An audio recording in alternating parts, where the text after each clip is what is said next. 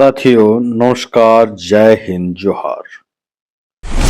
आप देख रहे हैं आजाद लोक। आज हम लोग आजाद लोकतंत्र की इस श्रृंखला में महाकुंभ और प्रयागराज से जुड़ी कुछ रोचक घटनाओं को जानें।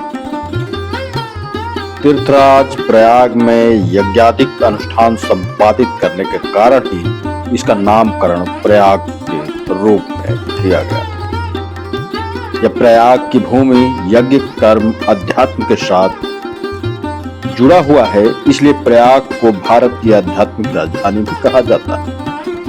बहुत कम लोग यह जानते होंगे कि ब्रह्मा ने सृष्टि प्रारंभ के बाद से ही प्रथम यज्ञ प्रयाग में ही किया था, जिसके कारण प्रयाग को यज्ञ स्थल कहा गया है और नाम भी प्रयाग पड़ा है। ब्रह्मा ने प्रयाग में ही एक यज्ञ मंडपम का निर्माण कराया था, जिसे पवित्रतम स्थान निर्धारित किया गया था। जैसा कि हमें ज्ञात है कि प्रयाग ऋषि मुनियों की तपस्या, साधना एवं यज्ञ की भूमि रही है। उन्हें किस सिद्ध का प्रभाव है कि प्रयाग पावन भूमि बन गया। प्रयाग में यज्ञ की महत्ता इसलिए सर्वोत्तम मानी गई है कि यहाँ गंगा यमुना का दर्शनीय संगम है। ऐसी पौराणिक मान्यता है कि संगम के स्थान पर स्नान करने से मनुष्य के पापों का नाश होता है। पापों का नाश होना एक प्रतीकात्मक वाक्यांश है, जिसका अर्थ है जलावगाहन करते ही मनुष्य की पाप बुद्धि का अस्त होने लगता है और पुण्य बुद्धि का उदय होने लगता है। इसका प्रभाव यह होता है कि मनुष्य पाप कर्म करने से डरता है, परंतु यह आवश्यक नहीं कि संगम में स्नान कर लेने मात्र से हर कोई पुण्यात्मा ही बन जाता है। यह मनुष्य के विवेक पर निर्भर करता है कि वह संगम जल के प्रभाव को कितना ग्रहण कर अपने पापात्मा पर पुण्यात्मा का प्रभाव आरोपित करता है। संगम स्थल को ही त्रिवेणी का नाम दिया गया है, जिसे आत्मा, तन एवं मन के सम्मिलन का प्रतीक माना गया। प्रयाग की महत्ता का प्रतिपादन करने वाले कई घटना प्रसंग भी जुड़ते हैं, जिनका संबंध भी एक यज्ञ से है, जिसका नाम अश्वमेघ यज्ञ है। एक बार की घटना है, राजा सगर के अश्वमेघ यज्ञ और कपिल मुनि की कठोर तपस्या से देवराज इंद्र का सिंहासन डोलने लगा था।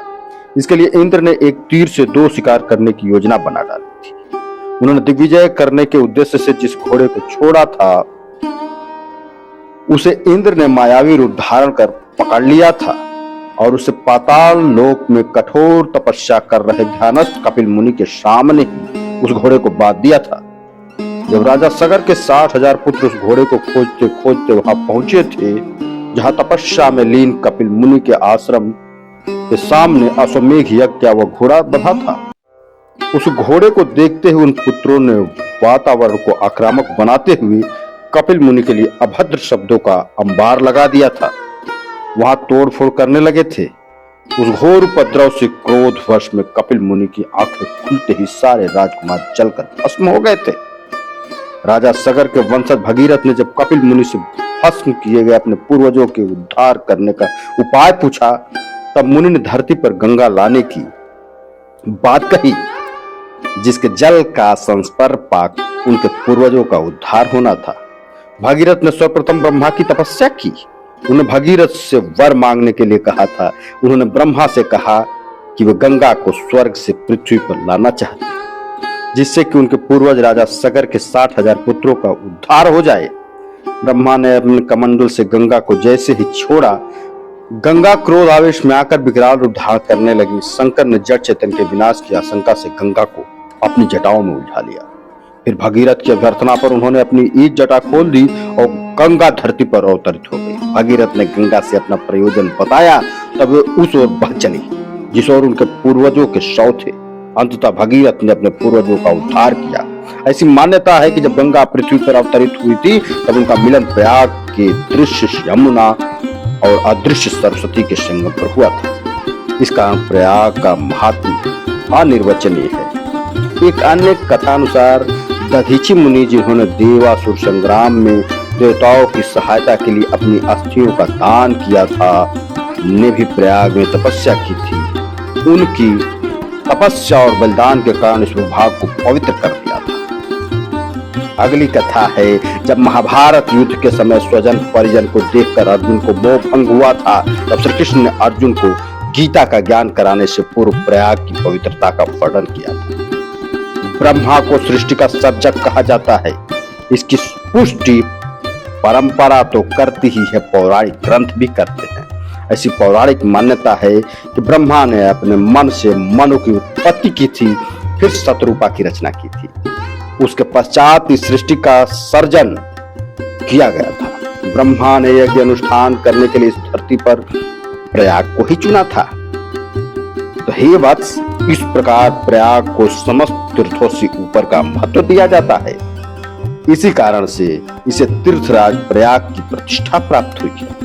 प्रयाग की सत्ता और महत्ता का व्याख्यान हमारे पौराणिक ग्रंथों में प्राथमिकता के साथ किया गया है, जिनमें स्कंद पुराण, मत्स्य पुराण, पद्म पुराण, ब्रह्म पुराण, विष्णु पुराण और नरसिंह पुराण में किया गया है।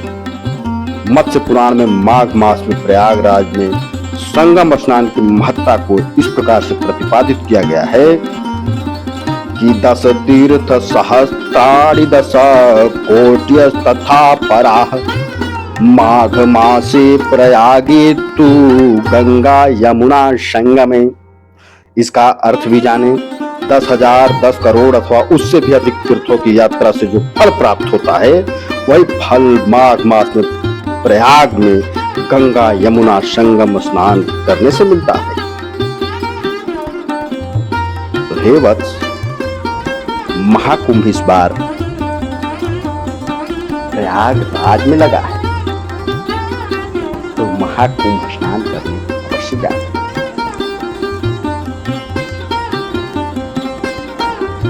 फिर मिलेंगे अगले अंक के साथ। यह मनहर दृश्य कुंभ के कला वेदिका में राजस्थान से आए कलाकारों का वाद्य यंत्र व अपनी पारंपरिक विधा में नृत्य की बाल कलाकार और उसके साथ संगीतकार साथियों ने समा बांध रखी है। इस कलाग्राम में उनका नृत्य अनवरत जारी है। लोग देख करके उनसे अपने मनहर दृश्यों को प्रेरित कर रहे हैं।